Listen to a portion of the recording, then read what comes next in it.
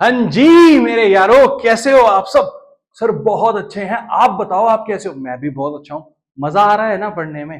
देखो यार, अब आपने ना एक इम्पॉर्टेंट रोल अदा करना है अपनी लाइफ में। आपने कॉमर्स स्ट्रीम चूज की है और कॉमर्स का जो दायित्व है ना, वो देश की प्रगति यानी देश के डेवलपमेंट में, हमारी कंट्री की डेवलपमेंट में बहुत बड़ा रोल रहता है। सो मैं चाहता हूं कि आप उसी तरह ग्रूम हो। ठीक है, और मेरी responsibility as a chartered accountant आपके साथ यही है कि मैं आपके सफर का साथी बनूं और आपको जो जो हेल्प चाहिए अपनी स्टडीज के regarding, I am always there to help you guys. ठीक है, आपको जिस भी हिसाब से हेल्प चाहिए ना, आप जस्ट मेरे को रीच कर सकते हैं। आपको पता ही है कहां रीच करना है। इंस्टाग्राम आप जानते हैं, यूट्यूब आप जानते हैं। बस आप इसको स्प्रेड करो। I always there to help you out. चलिए सर, आज हम अपने चैप्टर सेकंड को खत्म करने वाले हैं। आपने बताया था, हाँ ऑलमोस्ट नहीं, हम आज खत्म कर ही देंगे। अब हमारी लास्ट की कुछ बेसिक टर्म्स रह गई हैं जिसे हम खत्म करने वाले हैं और आज हम खत्म कर देंगे। तो अच्छा सर, एक और बात बताओ, आज आपने ये यारो क्यों बोला गाइस। अब हम दोस्त बन चुके होंगे ना, तो मेरी तरफ से तो दोस्ती पक्की, आपने निभानी है तो निभाइए, मैं आपके साथ हूं अब। ठीक है, तो अब ना एक यारो वर्ड से ना बड़ा फेमिलियरिटी लगता है, मतलब बहुत अच्छा लगता है कि यार हम दोस्त बन चुके हैं। अब हम एक ही घर में रह रहे हैं, सोसाइटी में रह रहे हैं। वो सोसाइटी कौन सी है? हमारी कॉमन सोसाइटी। ठीक है, तो एक दूसरे को साथ देना है हमें। ठीक है, इसलिए मैंने यारो यूज किया और अब फ्रीक्वेंटली आप ये मेरे से सुन भी पाएंगे। ठीक है, तो आप मेरे दोस्त बन रहे हैं तो प्लीज बता दीजिएगा सब्सक्राइब करके या कमेंट बॉक्स में लाइक करके वीडियो, जैसे भी बेल आइकन तो आप दबा ही रहे होगे, मुझे पता है, कर लेना, कोई इशू नहीं है। तो सर आज की हमारी फर्स्ट टर्म क्या है? आज की हमारी फर्स्ट टर्म है गुड्स। सर ये गुड्स तो हमने सुन रखा है, हाँ हाँ वही है गुड्स। बेटा ये गुड्स क्या है? जो हमने परचेज किया फॉर रीसेलिंग या फिर हमने उसे यूज किया अपने फिनिश्ड प्रोडक्ट्स को बनाने के लिए, वही तो है goods. Yes, that's perfect, it includes all those things. आज हम वही बात कर रहे हैं उन सब चीजों की जो हमने परचेज किए, which are purchase for resale, resale करने के लिए, या फिर हमने यूज किए, which are used for producing finished products. और फिनिश्ड प्रोडक्ट्स किस लिए बनाते हैं? Which are also meant to be sold, आगे बेचना ही तो है हमें। आई बात समझ में? सो यहां पे हमने बात की रीसेलर की, यहां पे हमने बात की मैन्युफैक्चरर की। आई बात समझ में? तो दोनों के पर्सपेक्टिव से हमने गुड्स को देख लिया। यहां पे हो गए मेरे रीसेल के लिए परचेज, यहां पे मेरा रॉ मटेरियल की मैंने बात की जो मैं आगे कन्वर्ट कर रहा हूं इन फिनिश्ड गुड्स। आई बात समझ में? हाँ जी सर, समझ आती है। तो चलिए आगे चलते हैं। सर नेक्स्ट वर्ड क्या है हमारा? नेक्स्ट वर्ड है हमारा स्टॉक और stock in trade, SIT. Sir ये क्या है? ये अलग कैसे है? बेटा वही गुड्स है, बस इतना सा डिफरेंस है कि ये ईयर एंड में अब हमारे पास बिका नहीं है, अनसोल्ड गुड्स है ना, वो बन जाता है मेरा स्टॉक। क्या कह रहे हैं? Stock includes the value of those goods which are purchase for reselling. हमने इसे रीसेलिंग के लिए परचेज तो किया, but which are lying unsold, अभी तक बिका नहीं है। At the end of accounting year अभी हमारे पास रखा है, इसलिए हम इसे बोल रहे हैं स्टॉक। आई बात समझ में? हाँ जी। और stock can be of two type, one is opening stock, the other one is closing stock. Sir क्या होते हैं बेटा? अगर मेरा ईयर एंड 31 मार्च को क्लोज हो रहा है और जो मैंने गुड्स परचेज किए थे फॉर रीसेलिंग और मेरे पास अब बिके नहीं है, वो बन जाता है स्टॉक। तो जो 31 मार्च को मेरे पास वैल्यू ऑफ स्टॉक बचा है उसे बोलता हूं मैं क्लोजिंग स्टॉक। और नेक्स्ट डे जब मैं अपनी बुक्स को ओपन करूंगा ऑन 1 अप्रैल, तो वही मेरा क्लोजिंग स्टॉक बन जाएगा, मेरा ओपनिंग स्टॉक। आई बात समझ में? हाँ जी सर, समझ आ गई। It mean stock is good, good वही है, स्टॉक इज गुड वही वाला जो मेरे पास बिका नहीं है। आई बात समझ में? हाँ जी सर, आ गई। आगे बात करते हैं इन्वेंट्री की। इन्वेंट्री कह रहा है मैन्युफैक्चरर के लिए ओपनिंग और क्लोजिंग इन्वेंट्री 4 टाइप की हो सकती है, 4 टाइप्स की। कौन कौन सी? Inventory of raw material, inventory of work in progress, inventory of finished goods और inventory of stock in trade. Stock in trade आप देख चुके हो, क्या होता है stock in trade? So inventory of raw material, मैंने रॉ मटेरियल परचेज किया फिनिश्ड गुड्स बनाने के लिए। वर्क इन प्रोग्रेस, ये पार्शली फिनिश्ड गुड्स होते हैं जिन्हें मैंने प्रोसेस में डाल दिया है पर अभी तक फिनिश्ड गुड्स बने नहीं है। फिनिश्ड गुड्स वो बन जाएंगे जो अब रेडी फॉर सेल है, जिसे अब मैं बेचने के लिए तैयार हूं। ठीक है, ये वो जो मैंने बेचने के लिए भेजे आगे पर अभी बिके नहीं है। तो ये 4 टाइप की इन्वेंट्री बन जाती है मेरी इन्वेंट्री। आई बात समझ में? हाँ सर, ये भी समझ आ गया। चलिए आगे सर, अब बात करते हैं ट्रेड रिसीवेबल्स की। हमने ट्रेड रिसीवेबल्स और ट्रेड पेबल्स अब दो देखने हैं। उसमें आपको मैं एक बात बताने वाला हूं, मैंने एक छोटी सी वीडियो ऑलरेडी इसके रिगार्डिंग डाली हुई है, वो क्या है भी बताता हूं। पहले ये समझते हैं ट्रेड रिसीवेबल है क्या। ये कह रहे हैं ये वो अमाउंट रिसीवेबल है जो मैंने सेल के टाइम पे गुड्स को बेचा था, या सर्विसेज दी थी, ठीक है, किसको, नॉर्मल कोर्स ऑफ बिजनेस में। कह रहा है it refers to the amount receivables on account of sale of goods और services rendered in normal course of business. मैंने सर्विसेज दी या फिर गुड्स बेचे अपने बिजनेस इंटरवल में, ठीक है, वो उसके लिए मुझे अब अमाउंट रिसीव होना है, ठीक है। इसमें दो चीज आती है, one is debtor, the other one is BR, that is bills receivables. Debtor के लिए ऑलरेडी एक वीडियो आपके लिए आ चुकी है, डेटर और क्रेडिटर, ठीक है, जहां पे हमने मावल्स की बात की थी। आप ये वीडियो जाके वहां पे देख सकते हैं, डेटर को मैंने वहां पे बहुत अच्छे से एक्सप्लेन किया हुआ है। बीआर क्या होता है सर, फिर बीआर बता दो। लो बीआर बता देते हैं। बात करते हैं बिल रिसीवेबल की। एक पर्सन है मिस्टर ए, जो कि मैं हूं मान लो, एक है मिस्टर बी जो मेरे डेटर हैं, जिन्हें मैंने गुड्स सेल किया है ऑन क्रेडिट, ठीक है, सेल ऑन क्रेडिट। अब ये बोलते हैं इन्होंने मुझे पेमेंट करनी है, पेमेंट की नहीं है, पेमेंट करनी है, पेमेंट करनी है। तो क्या कह रहे हैं, आइए एक बिल ऑफ एक्सचेंज बनाते हैं, बीओई, बिल ऑफ एक्सचेंज।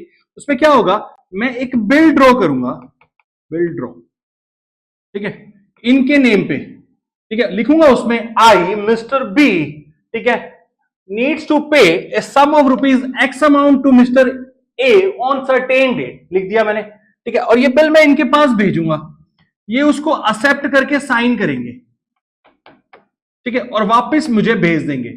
आई बात समझ में। तो ये मुझे वापस आया, that is called bill receivable. तो मैं क्या हो गया यहां पे, ड्रोअर, और बी क्या हो गया यहां पे, ड्रोई। मैंने बी के बिहाफ पे बनाया, उनसे एक्सेप्ट करा के साइन करा के वो मेरे पास वापस आया। आई बात समझे। सो बिल्स रिसीवेबल वही है, बिल ऑफ एक्सचेंज, जिसके through I am getting the right of getting my payment on certain date and that will be accepted by a drawee and वो मुझे रिटर्न आया। आई बात समझे। ये हो गया बिल रिसीवेबल। अगर आगे अभी हमने पढ़ना है बिल रिसीवेबल के बाद बिल्स पेबल अभी, ठीक है, तो उससे पहले हम ये समझ लेते हैं कि हमारा बिल पेबल से पहले हमारा ट्रेड पेबल क्या होता है, ठीक है। सिमिलर है ट्रेड रिसीवेबल्स के, बट अब जो है यहां पे हमें पेमेंट पे करनी है, अमाउंट पेबल है, वहां रिसीवेबल था, amount payable on account of goods purchased और services taken in normal course of business. वहां पे हमें दो चीजें इंक्लूड होती हैं, creditors and second bills payables. Creditors further मैंने वही आपको बताया, वीडियो आ चुकी है डेटर्स क्रेडिटर की।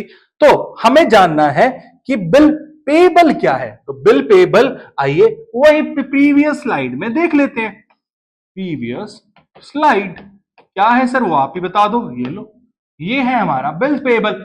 अगर मैं किसके बिहाफ पे बात कर रहा हूं, बी के बिहाफ पे बात कर रहा हूं, तो इन्होंने अब जो मिस्टर ए को पे करना है, ठीक है, और एक्सेप्ट करके साइन करके जो भेजा, ठीक है, इनके लिए रिसीवेबल है तो इनके लिए पेबल हो गया। वो यहां पे क्या हो जाएगा, बिल पेबल।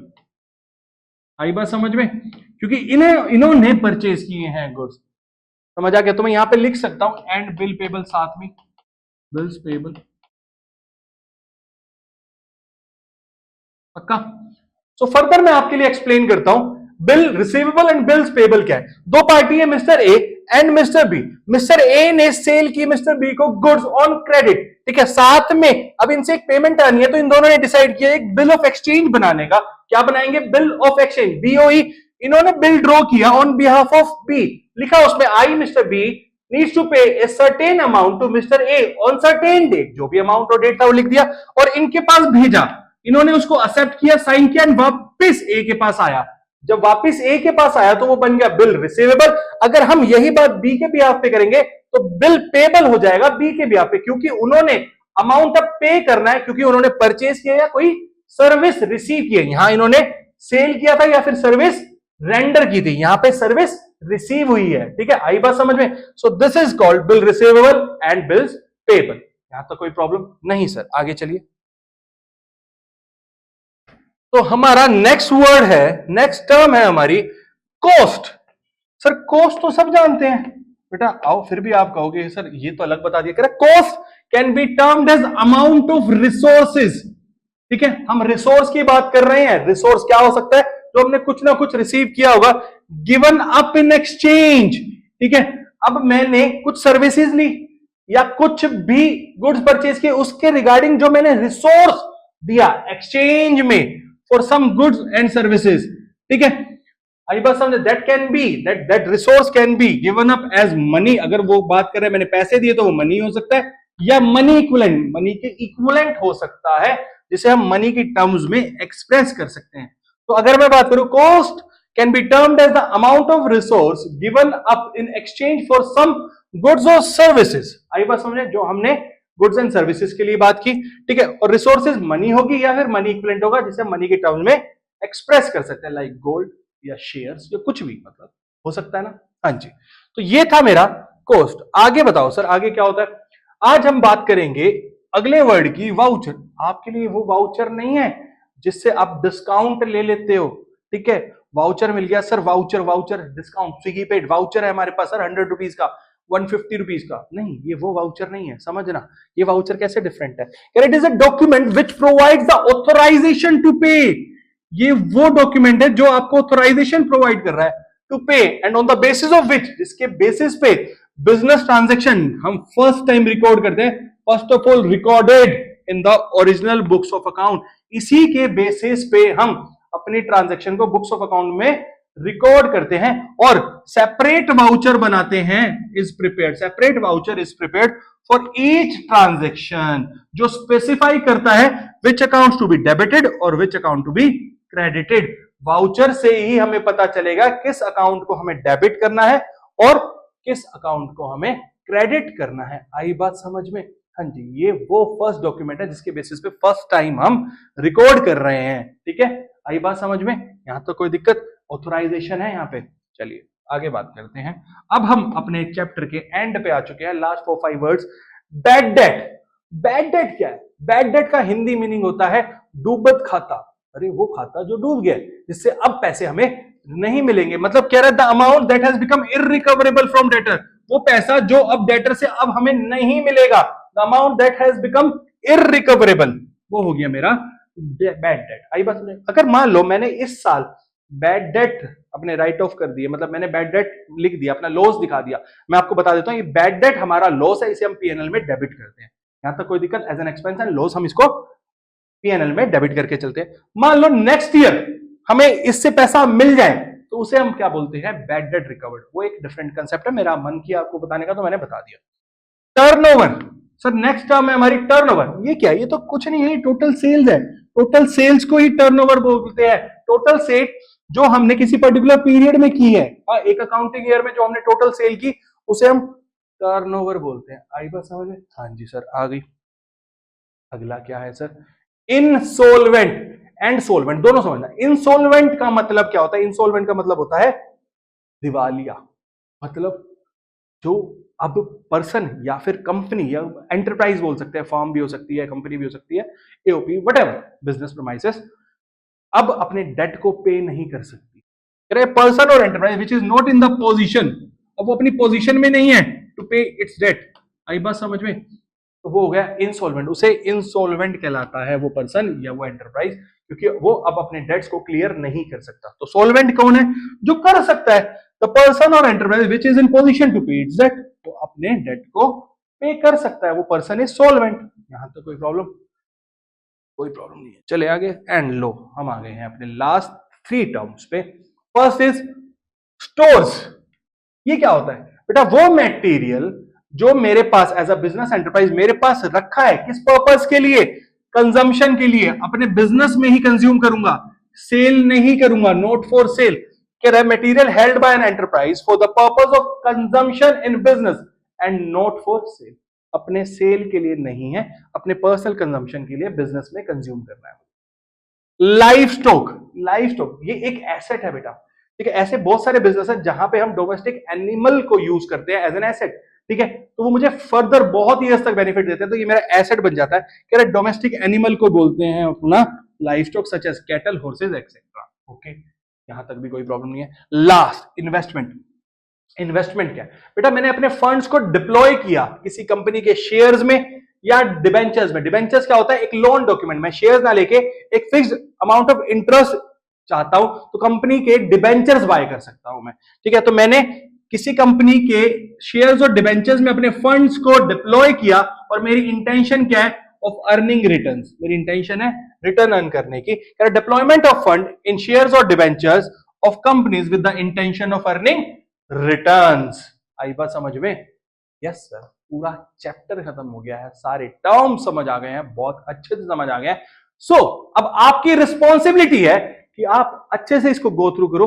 फिर हम चल रहे हैं अपने नेक्स्ट चैप्टर पे, और जल्दी हमारा कोर अकाउंट्स जिसके लिए हम वेट कर रहे हैं जी जान से, सर वो प्रैक्टिकल कंसेप्ट्स कब आएंगे? बस आने वाले हैं। चलो तो इसको खत्म करो, मिलते हैं आपसे। नमस्कार, क्योंकि वोटिंग डे चल रहा है तो नमस्कार, बाय।